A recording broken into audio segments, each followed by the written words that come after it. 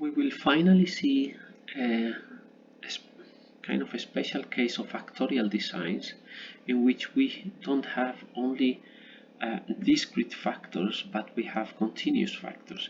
And this is called response surface. So, for instance, we saw an example with a bioreactor in which we had two levels of oxygen concentration, high or low, but actually oxygen concentration is a continuous variable, so we can have from high to low all possible values in between. So these kind of factors, continuous factors, can be treated differently. So at the end, let's start with an example, and then we will come to the theory behind this. So let's say that you are preparing a formulation for a drug that must be delivered as an emulsion. We may dissolve the drug in 3 compounds simultaneously, and the goal is to determine the optimal concentration of each one of the 3 compounds such that the amount released is maximized. And we will study 3 levels of each one of the 3 compounds. So at the end, we will have the amount released, and we will have it as a function of the concentration of each one of the 3 factors. Here we are putting only 2 factors just to not to make too complicated equations, but so we may have a response as a linear combination of these concentrations, and then what we are doing is a plane. So the y is a plane as a function of x1 and x2, and this is a linear combination. This allows linear estimation of the beta 1, beta 2 parameters. Here the dependence is quadratic because we have included the interactions, second order interactions of x1 with itself, x1 and x2. There is a plus missing here, and again the estimation is linear because this function, the function is quadratic in x1 and x2, but it is linear in beta 0, beta 1, beta 2, and all the other betas. And for instance, we may say that y has this shape. This has an asymptotic high response. We may say that y has this shape that has an asymptotic low response. We may have a logistic function. We can have a Michaelis-Menten relationship. So all of these are different regression models. Some of them are linear, some of them are not linear. So in the following, we will restrict ourselves to linear models.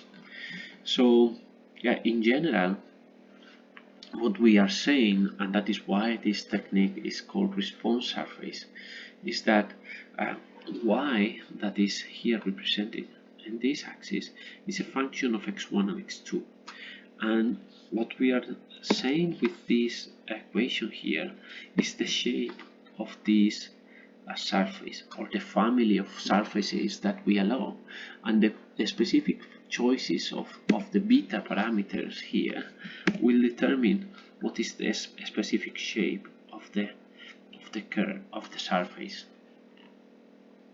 So what we will do with this experimental design is to choose the points in the ground here in the floor, x1 and x2, that we will explore to measure y. So the experiment design here is, before doing the experiment, we should think of which are the x1 x2 combinations that we want to explore, and then for each one of these x1 and x2 combinations we will measure and we will get a y, and then we will fit the parameters beta 0, beta 1, beta 2, and so on. Okay, so our regression model in general will be of this form, where theta are the beta parameters, and x are the combinations of x1 and x2 that we are going to explore. And the regression will try to find the beta parameters or the theta parameters that better fits the experimental data, and we will have a covariance matrix associated to this. So we will have an uncertainty associated to our estimate, and this will be the covariance matrix. The inverse of this matrix is called the efficiency information matrix, and this inverse only depends on x. So this is very interesting because it only depends on how we have designed uh, the experiment. So we can design the experiment in such a way that this covariance is minimized. Actually, there are multiple choices. So for instance, for linear models, y is equal to this. This is the covariance matrix, and this is the efficiency information matrix. And the covariance of the predictions is this one. And then we can have multiple optimization criteria. So we can have T optimal. This is to maximize the determinant of the efficiency information matrix, or we can A optimal, that is minimize the trace of the covariance of the theta, or T optimal. So we can have many different optimality criteria. And actually, if you paid attention to the design expert program, one of the options was that. So what do you want to maximize? Yeah, so we are designing the sampling pattern in the x1 x2 space. So you can see, for instance, these Nelder systematic designs. So they choose the sampling points to be distributed in this way, and this design is aimed at minimizing the effect of a gradient of some interfering variable. And so, for instance, let's say that you have a gradient. This gradient can be described with a plane, and then this kind of sampling can minimize the effect of that plane. And more Nelder designs, you can have this design here, where you are using two orthogonal gradients. So you are compensating for two orthogonal gradients, one in this direction, another one in this other direction. And here is another kind of designs. So these designs, let's say that you have, for each one of the factors, you will have a range. So this range can be normalized to be between -1 and 1. So let's say that the concentration of oxygen, it makes sense, between 10 and 20. So between 10 and 20, you can remap these 10 and 20 values into -1, 1. It is kind of normalized x1. So the normalized x1 goes from -1 to 1, and when you remap them at this normalized x1 into the original space, it will go from 10 to 20. Okay, so let's work with the normalized variables.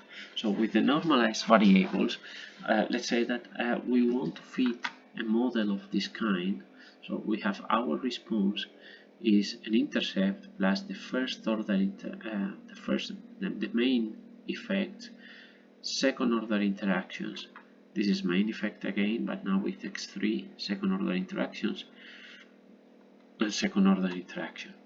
So the pure 2K factorial design would be, okay, so remind the 2K factorial design, it was using only the extremes, -1 or +1. So these 2K factorial designs cannot, even if it is full factorial, cannot estimate the quadratic terms of the form variable squared. So it can estimate the second order interactions of this form x1, x2 or x1, x3, but not x1 squared. So you need to add extra samples. And let's say that we add extra samples. So it is now a continuum. So now we can add the 0, 0, 0 sample. So now we have three levels, -1, 1, and 0, because we can put the sample in the middle. So we have turned our 2k factorial design into 3k factorial design. And the full factorial, we see that we rapidly grows in number of sizes. Okay, so these center points, these 0 points, actually the main one is this 0, 0, 0, and the center points are added for to provide a measure of the process stability and inherent variability and to check for the curvature. So the 0, 0, 0 is needed to fit the x1 squared, x2 squared, so that is the curvature. But also we will repeat this 0, 0, 0 multiple times, and if we do these experiments in a sequential way, so we do, I don't know, -1 plus 1 plus 1, so we do this and then we do +1 plus 1 plus 1, and we do all the experiments in a sequence, then the 0, 0, 0 that will be repeated multiple times will be equally distributed along the sequence. So if there is a time variation along the sequence, we will be able to detect it through the 0, 0, 0 repetitions. So these center points should be added at the beginning, at the end of the experiment, because like this we are controlling time from the beginning to the end, and they should be dispersed as evenly as possible. So the center points are not randomized along the sequence, the rest of the sequence is randomized, and we will add between 3 to 5 center points to a full factorial fractional design. Okay, so let's see the 3k factorial design. The full factorial will allow to estimate all these parameters. So it will be able to estimate the intercept, the main effects, then the second order effects, the third order effects, and third order effects. So all these are third order effects. But you see that the number of combinations grows very quickly with the number of factors. So if we have a full factorial with 2, 3, 4, 5 factors, we see that the number of combinations really grows very quickly, while the number of degrees of freedom that you need for estimating the quadratic terms doesn't grow so quickly. Actually, it grows very, very slowly compared to this one. So we may go for fractional designs, and the most typical designs are these Box-Wilson central composite that are coming in 3 flavors, or the Box-Benken designs. Okay, so let's see the Box-Wilson. The Box-Wilson, for instance, the central composite design is a full 2K design. So this is the full 2K design with a middle point. So this is the middle point, and you can have it in 2 ways. So this is the full factorial, this is another full factorial, so full 2k. So now you put both of them together, and you can choose what is your design. So for instance, let's say that you use only the points in the periphery. So if you use only these points, so you see this is -1 plus 1, this is for x1, same for x2 here, and then you would sample at this point. But then some of the samples, they are taken away from the -1 plus 1 region. So this CCC, this is circumscribed design, so it will measure in this continuous, will measure outside the -1 plus 1 range. If this doesn't make any sense, because in your case these are really minimum and maximum that you can afford or you can go, then you may use this face-centered design. So now you will sample in this area. Or you can use this inscribed design, which you make the diameter points to be placed on the -1, 1 range. So for instance, for this CCC, the maximum, the radius of these points is 2 to the k and then the fourth root of that. And if we have k equal 2, then this would be the sampling points. These are the sampling points, and you see here the 0, 0 repetitions.